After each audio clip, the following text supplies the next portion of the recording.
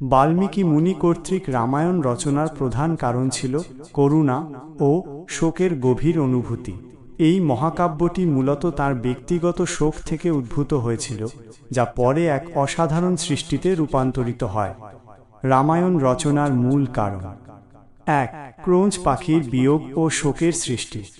একদিন বাল্মীকি মুনি তার শিষ্য ভরদ্বাজকে নিয়ে তমসা নদীর তীরে ভ্রমণ করছিলেন। হঠাৎ তিনি দেখতে পেলেন একটি শিকারী ক্রোঞ্চ পাখির জোড়ার একটিকে তীরবিদ্ধ করে হত্যা করেছে। স্ত্রী ক্রোঞ্চটি তার সঙ্গীর মৃত্যুতে করুণ সুরে বিলাপ করতে থাকে। এই দৃশ্য দেখে বাল্মীকি মুনি গভীর দুঃখে অভিভূত হন এবং তার হৃদয় থেকে স্বতঃস্ফূর্তভাবে একটি শ্লোক উচ্চারিত হয়: মা নিষাদ প্রতিষ্ঠাং তমগমঃ শাশ্বতী সমাহ যৎ ক্রৌঞ্চ মিথুনাদেকমবধি কামমোহিতম। এর অর্থ হল, হে নিষাদ শিকারী, তুমি অনন্তকাল ধরে কোনো সম্মান পাবে না, কারণ তুমি ক্রৌঞ্চ পাখির জোড়ার একটিকে হত্যা করেছ। এটিই ছিল পৃথিবীর প্রথম শ্লোক এবং রামায়ণের জন্মসূত্র। বাল্মীকি বুঝতে পারেন যে এই শ্লোকটি তার শোক থেকে এসেছে, তাই এর নাম হয় শ্লোক শোক থেকে উৎপন্ন। ২. ব্রহ্মার নির্দেশনা ও রামকথা প্রচার। শ্লোকটি উচ্চারণের পর স্বয়ং ব্রহ্মা বাল্মীকি মুনির আশ্রমে এসে তাকে দর্শন দেন। ব্রহ্মা তাকে বলেন যে এই শ্লোকটি তার নিজের ইচ্ছায় নয়, বরং দৈববাণীর প্রভাবে উচ্চারিত হয়েছে। ব্রহ্মা বাল্মীকিকে নির্দেশ দেন শ্রীরামের জীবন কাহিনী এই ছন্দেই রচনা করতে। ব্রহ্মা তাকে প্রতিশ্রুতি দেন যে তিনি রামের জীবনের সমস্ত ঘটনা, এমনকি যা তিনি নিজে প্রত্যক্ষ করেননি, তাও তাঁর দিব্য দৃষ্টিতে দেখতে পাবেন। ৩. আদর্শ মানব চরিত্র প্রতিষ্ঠা। বাল্মীকি মুনি বুঝতে পারেন যে শ্রীরামের জীবন আদর্শ মানব চরিত্রের এক উজ্জ্বল দৃষ্টান্ত। রামের ধর্মনিষ্ঠা, পিতৃভক্তি, সত্যনিষ্ঠা এবং প্রজাপালনের মতো গুণাবলী সমাজে একটি আদর্শ স্থাপন করতে পারে। তাই তিনি রামায়ণ রচনার মাধ্যমে এই মহৎ চরিত্রকে অমর করে রাখতে চেয়েছিলেন, যাতে ভবিষ্যৎ প্রজন্ম তার আদর্শ অনুসরণ করতে পারে। এইভাবে বাল্মীকি মুনির ব্যক্তিগত শোক এক দৈব নির্দেশের সঙ্গে মিশে রামায়ণের মতো একটি মহাকাব্য জন্ম দেয়। এটি কেবল একটি কাহিনী নয়, বরং ধর্ম, নৈতিকতা এবং মানবিক আদর্শের এক মহান আলেখ্য। বাল্মীকি মুনির পূর্বাশ্রমের নাম ছিল রত্নাকর। ঋষি হওয়ার আগে তিনি ছিলেন একজন ভয়ঙ্কর দস্যু। তার জীবনের প্রধান অপরাধগুলো ছিল পথচারীদের সর্বস্ব লুট করা। রত্নাকর বনে জঙ্গলে লুকিয়ে থেকে পথচারীদের উপর আক্রমণ করতেন এবং তাদের ধন সম্পদ কেড়ে নিতেন। মানুষকে হত্যা করা, প্রয়োজন হলে তিনি নির্দ্বিধায় মানুষদের হত্যা করতেও পিছপা হতেন না। দস্যু থেকে মহর্ষি হওয়ার কাহিনী। একদিন দেবর্ষি নারদ রত্নাকরের সামনে এসে উপস্থিত হন।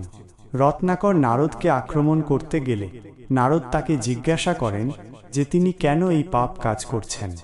রত্নাকর উত্তর দেন যে তিনি তার পরিবারের ভরণপোষণের জন্য এই কাজ করছেন।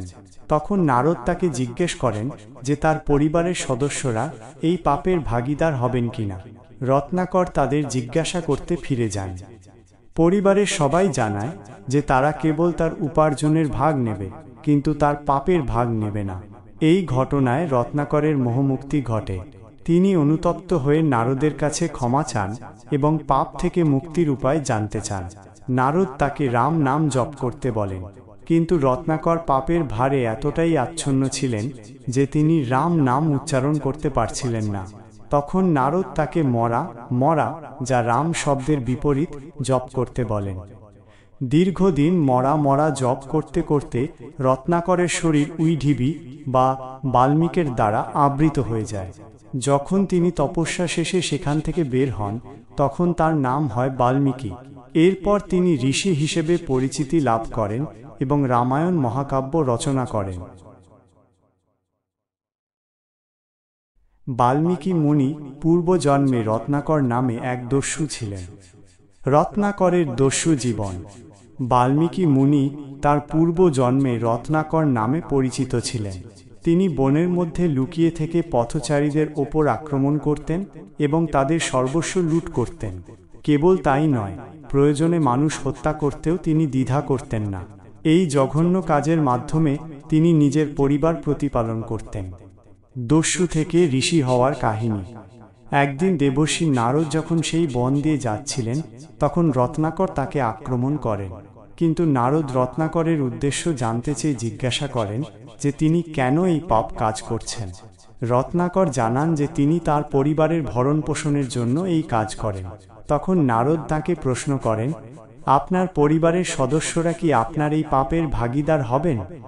এই প্রশ্নের উত্তর জানতে রত্নাকর বাড়ি ফিরে যান এবং তার পরিবারের সদস্যদের জিজ্ঞাসা করেন, কিন্তু সকলেই জানায় যে তারা কেবল তার উপার্জনের ভাগ নেবে, কিন্তু তার পাপের ভাগ নেবে না। এই ঘটনায় রত্নাকরের মোহভঙ্গ হয় এবং তিনি বুঝতে পারেন যে তার কৃতকর্মের ফল তাকে একাই ভোগ করতে হবে। গভীর অনুতাপে দগ্ধ হয়ে তিনি নারদের কাছে ফিরে আসেন এবং তার পাপ থেকে মুক্তির পথ জানতে চান। নারদ তাকে রাম নাম জপ করার উপদেশ দেন। হরে কৃষ্ণ। প্রিয় ভক্তবৃন্দ, আপনারা দেখছেন ভক্তিলিঙ্ক চ্যানেল।